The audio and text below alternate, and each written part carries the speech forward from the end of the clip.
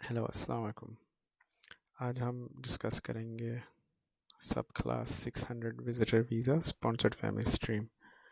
तो हम यहाँ हैं imi.homeaffairs.gov.au के वेब पेज पे, और हम ये मैग्नीफाइंग ग्लास को क्लिक करके वापस से 600 एंटर करके सर्च करेंगे।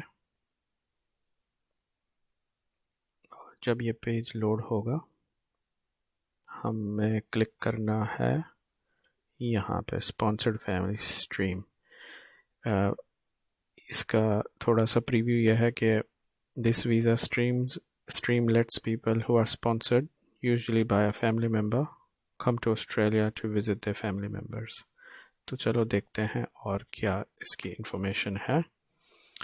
ओके, तो स्टार्ट करते हैं ओवरव्यू से। स्टे अच्छा, ये पहले ये है, देखें स्पॉन्सर्ड फैमिली स्ट्रीम में दो तरीके से आप देख सकते हैं। जो एप्लीकेंट को रिस्पॉन्सिबिलिटीज़ होगी और मीट करना पड़ेगा, और एक स्पॉन्सर्स का होगा। तो हम एप्लीकेंट्स से शुरू कर रहे हैं। तो applicant can stay up to 12 months, 12 महीने तक रुक सकते हैं ऑस्ट्रेलिया में। ये कॉस्ट वही है $145 ऑस्ट्रेलियन, और स्पॉन्सर को अब भी बॉन्ड मांग सकते हैं, जिसका हम थोड़ा सा और आगे जाकर डिस्कस करेंगे। आज है 18 जून, और ये प्रोसेसिंग टाइम्स हैं। जब आप शायद देखें लाइव तो चेंज हो चुके होंगे। ये प्रोसेसिंग टाइम पे ये बात आई कि अब ये काफ़ी स्ट्रिक्ट हो गए हैं। तो जो भी सपोर्टिंग डॉक्यूमेंट्स हैं और जो भी रिक्वायरमेंट्स हैं, अगर वो मीट नहीं की तो या फ़ौरन रिफ्यूज़ल हो जाएगा या इनवैलिड हो जाएगी। तो ये इतना प्रोसेसिंग टाइम बढ़ गया है कि अब बहुत केयरफुल रहना पड़ता है।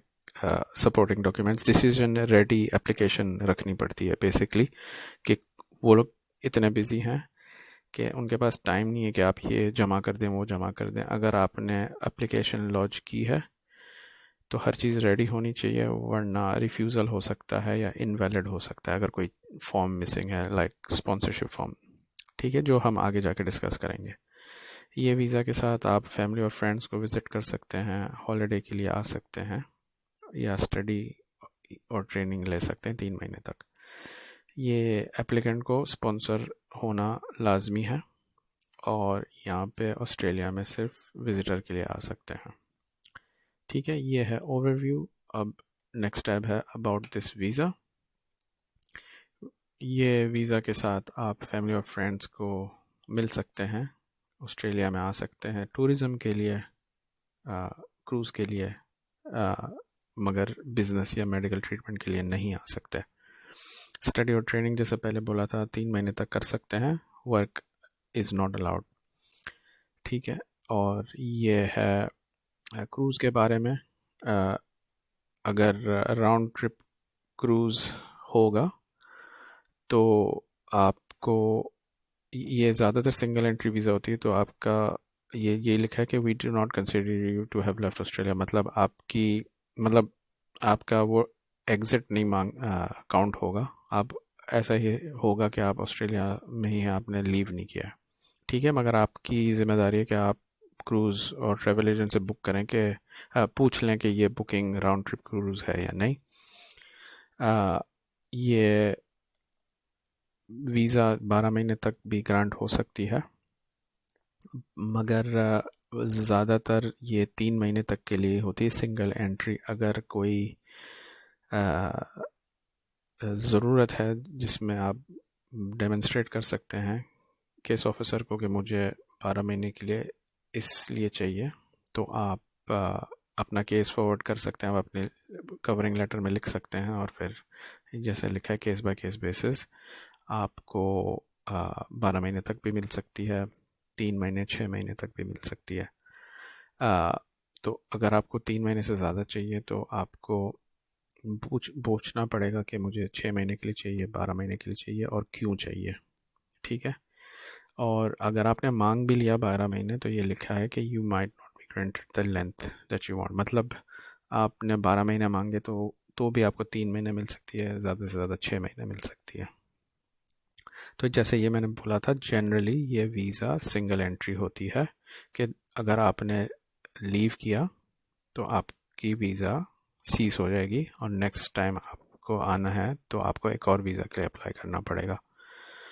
ये बहुत इम्पोर्टेंट अभी है, जिसमें नॉर्मल 600 वीज़ा सब क्लास और स्पॉन्सर्ड फैमिली में सबसे बड़ा डिफरेंस है, अपार्ट फ्रॉम स्पॉन्सर और बॉन्ड, ये है कि आपकी वीज़ा में एक रिस्ट्रिक्शन होगी अगर आपको ज़्यादा रुकना है। जैसे अगर आपको 3 महीने की वीज़ा मिली और आपने सोचा नहीं मुझे अभी और घूमना है या और टाइम स्पेंड करना है बच्चों के साथ या भाई बहनों के साथ, जिसको भी आप मिलने आए हैं, तो आपको ये हर स्पॉन्सर्ड फैमिली वीज़ा पे ये कंडीशन होती है 8503 नो फर्दर स्टे। मतलब आप ज़्यादा रुक नहीं सकते। अगर आपको रुकना है तो आपको वेवर के लिए अप्लाई करना पड़ेगा और ये वेवर के लिए आपको एक और फॉर्म जमा करना पड़ेगा। वेवर फ्री होता है एप्लीकेशन, मगर आपकी कम से कम 1 महीने पहले ही अप्लाई करना पड़ेगा ताकि वो आप अपने सारे डॉक्यूमेंट्स जमा कर लें। मगर बहुत कम चांसेस होते हैं, अनलेस आपका कोई एक्सीडेंट हो गया हो या आपको अचानक से तबीयत ख़राब हो गई हो, उसके सिवा बहुत मुश्किल है ये मिलना, मगर तो भी आप ट्राई कर सकते हैं। और अगर ये आपने किया भी तो आप अपने स्पॉन्सर की रेपुटेशन ख़राब कर रहे हैं, इसलिए कि आपके स्पॉन्सर को अगर बॉन्ड पे करना पड़ा है या उन्होंने नहीं भी किया है तो भी उन्होंने नेक्स्ट टाइम किसी को स्पॉन्सर करने की कोशिश की तो उनका ये एक दब्बा होगा हिस्ट्री पे कि ये उन्होंने लास्ट टाइम स्पॉन्सर किया था और एप्लीकेंट ने जितनी वीज़ा ग्रांट की थी उससे ज़्यादा रुकने की कोशिश की है। तो ये आपको दिमाग में रखना पड़ेगा। इस एप्लीकेशंस में पूरी फैमिली तो आ सकती है, मगर एक एप्लीकेशन में नहीं हो सकते, सेपरेट एप्लीकेशंस बनानी पड़ती है हर फैमिली मेम्बर की, मगर लिंक हो जाती है। एक क्वेश्चन आता है एप्लीकेशन में, आप किसी के साथ ट्रैवल कर रहे हैं तो आप यस करके पूरे मेंबर्स का नाम लिख देंगे। ठीक है, कॉस्ट तो हमने कवर कर ली 145, और एप्लीकेशन होती है, एप्लीकेंट को ऑस्ट्रेलिया से बाहर होना चाहिए at the time of application और at the time of decision. ठीक है, और आपको ये प्रोसेसिंग टाइम से बता रहे हैं 50 डेज से भी ज़्यादा जा रहा है अभी, इसलिए कि बहुत बड़ा जैसे बॉर्डर्स खुली हैं तो जो पुराने केसेस थे वो भी थे जो कोरोना में रुके हुए थे, और अब जो बॉर्डर्स खुली है तो न्यू केसेस भी अच्छे खासे एप्लीकेशंस लॉन्च हुई हैं। तो 50 डेज़ में अगर उससे भी ज़्यादा लग रहा है, 60-90 डेज़ तक भी जा रहा है। तो अगर आपको जैसे दिसंबर में आना है तो कम से कम आपको 3 महीने पहले एप्लीकेशन लॉन्च कर देनी चाहिए। ओके, और आपके ऑब्लिगेशन है कि आप ऑस्ट्रेलिया के सारे वीज़ा कंडीशंस और कानून को ओबे करेंगे, मतलब उनको मानेंगे। हेल्थ इंश्योरेंस का वो लोग रेकमेंड करते हैं कि अगर आपको कुछ हो गया तो आपके पास हो इंश्योरेंस। ठीक है, और अगर आपने रिस्क मांगी मल्टीपल एंट्री वीज़ा और वो लोग ने ग्रांट कर दी तो फिर आप जितना भी पीरियड है आप जा सकते हैं। जैसे अगर आपको न्यूजीलैंड जाना है या इंडोनेशिया, बाली जाना है, जो भी अगर करीब की कंट्रीज़ में जाना है तो आप जाके वापस आ सकते हैं, या दूर भी जाना है आप जाके वापस आ सकते हैं जब तक आपकी वीज़ा वैलिड है। और अगर सिंगल एंट्री है तो जैसे पहले बोला था कि जिक्र किया था कि जैसे ही आपने एग्ज़िट मार दिया तो आपकी वीज़ा भी सीज हो जाएगी और फिर एक और वीज़ा के लिए आपको अप्लाई करना पड़ेगा। ठीक है, तो ये है वीज़ा, अबाउट दिस वीज़ा। अब एलिजिबिलिटी, अगेन अगर आपने 3 महीने के लिए वीज़ा रिक्वेस्ट की और आपकी एज 75 से कम है तो आपको हेल्थ नहीं करनी पड़ेगी। अगर आपने उससे ज़्यादा मांगा है या अगर आपने बोला है कि हाँ, मैं किसी को हॉस्पिटल में विज़िट करने जा रहा हूँ, तो आपको हेल्थ रिक्वेस्ट मिल सकती है और आपको मीट करना पड़ेगा। कैरेक्टर रिक्वायरमेंट को भी मीट करनी पड़ेगी। अगर आपको पढ़ना है तो इसके पे क्लिक करके पढ़ सकते हैं। ज़्यादातर 3 महीने के लिए आपको नहीं पूछेंगे अनलेस आपकी कोई रिकॉर्ड ख़राब हो।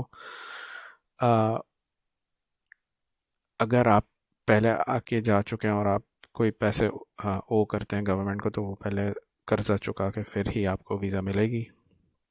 आपको डेमोन्स्ट्रेट करना पड़ेगा कि आपके पास या स्पॉन्सर के पास पैसे हैं यहाँ पे अपने आप को सपोर्ट करने के लिए। आप सिर्फ टेम्परेरी जेन्युइननेस होनी चाहिए कि आप टेम्परेरी स्टे करेंगे और सारी जो कंडीशन है उसको आप मानेंगे आपके वीज़ा पे। तो वही है जैसे दूसरी वीज़ा का था, दूसरी क्लास 600 वीज़ा का था जो टूरिस्ट स्ट्रीम की थी। उसमें आपको दिखाना पड़ेगा कि मेरे पास प्रॉपर्टी है बैक होम, जॉब है, दूसरी फैमिली है। मतलब आपको ये डेमोन्स्ट्रेट करना पड़ेगा कि आपके पास क्या है जो आपको वापस से घर और बैक होम खींच रही है, कि आप यहाँ पे ओवरस्टे नहीं करेंगे। हैव अ स्पॉन्सर, तो स्पॉन्सर की एलिजिबिलिटी की अभी नेक्स्ट उसमें आएगा जब हम स्पॉन्सर की चीज़ें देखेंगे। और इसके बाद हम जाते हैं स्टेप बाय स्टेप। तो स्टेप बाय स्टेप है ये सब दूसरी वीज़ा की तरह ही है। तो आप दूसरी जो मैंने जनरल टूरिस्ट स्ट्रीम के लिए अप्लाई किया वीडियो बनाई है वो आप देख लें, ये तकरीबन सेम ही है।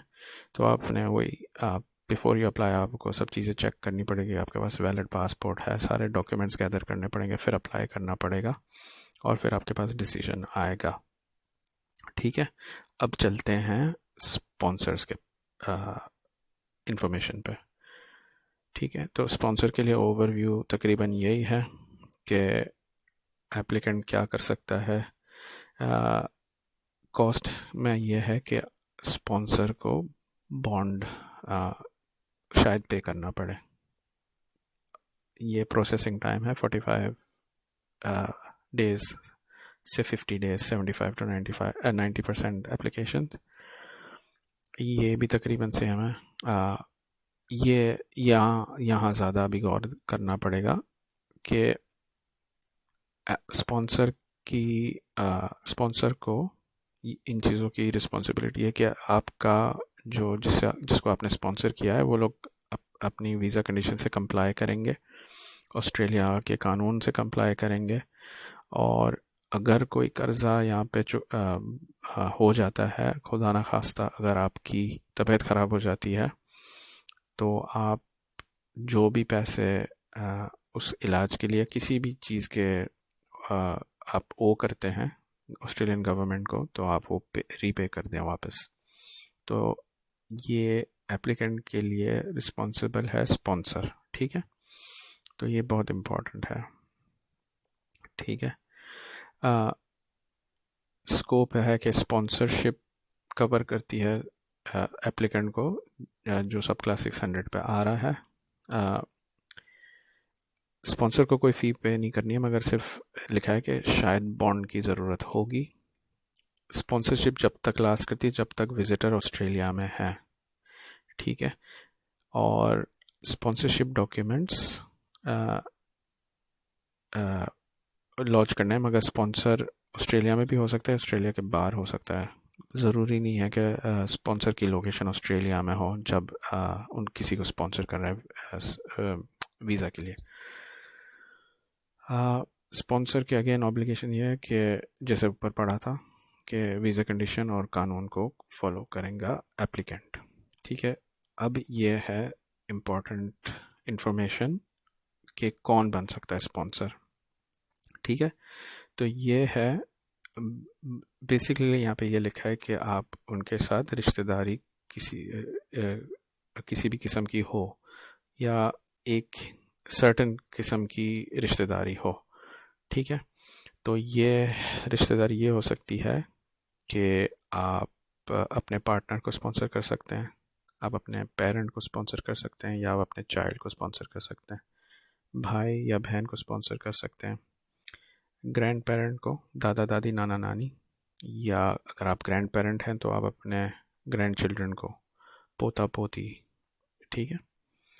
अगर आप अपने आंटी या अंकल को कर सकते हैं, या अगर आप आंट और अंकल हैं तो आप अपने नीस और नेफ्यू को स्पॉन्सर कर सकते हैं, ठीक है। और बेसिकली जैसे आंटी या अंकल हैं तो उनको स्पॉन्सर कर सकते हैं, और उनके फैमिली मेम्बर्स भी आ सकते हैं। ये जो मेम्बर्स ऑफ फैमिली है उसका ये मतलब है। तो अगर आपने आपके भाई या बहन को स्पॉन्सर किया तो उनकी फैमिली मेम्बर्स को भी स्पॉन्सर कर सकते हैं। मगर अगर आपने ऐसा किया तो आपको ये भी सोचना पड़ेगा कि केस ऑफिसर ये देख रहा है कि यंग हैं, वर्किंग एज के हैं, तो पूरी फैमिली अगर आ रही है तो क्या चांसेस हैं कि पूरी फैमिली यहाँ रुक जाएगी। हाल स्पॉन्सर करने के लिए आपको कोई रोक रहा नहीं है, मगर वीज़ा मिलने के चांसेस भी आपको सोचने चाहिए। तो अगर आपका स्ट्रॉन्ग केस है तो आप ये देख लें कि आपके पास काफ़ी एप्लीकेंट के पास काफ़ी सारा पैसा है, फैमिली है, जायदाद है वहाँ पे, तो वो आप शो कर सकते हैं कि हम लोग पूरी फैमिली आ रही है मगर हम वापस से जाएंगे।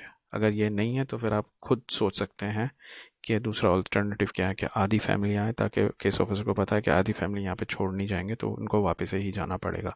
तो ये थोड़ा सा एक इनसाइड इन्फॉर्मेशन है जो आपका केस ज़्यादा स्ट्रॉन्ग कर सकती है, ठीक है।